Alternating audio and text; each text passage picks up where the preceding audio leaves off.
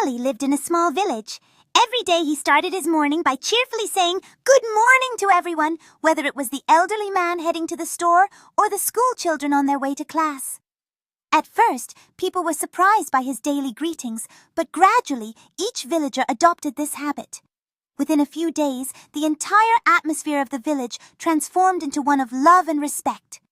One day, an elderly man said to Ali, "Son, you have taught us that even a simple greeting can connect hearts."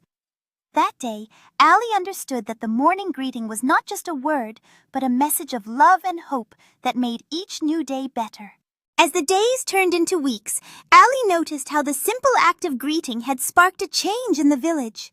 People began to linger longer in conversations, share stories, and support one another in their daily lives. The village transformed into a community filled with warmth, where kindness flourished and friendships deepened. Ali felt a sense of pride watching his friends and neighbors become more connected. He realized that each good morning was like a tiny seed planted in the hearts of everyone, blossoming into an atmosphere of positivity. The village was no longer just a place where people lived. It became a home full of love, respect, and joyous interactions.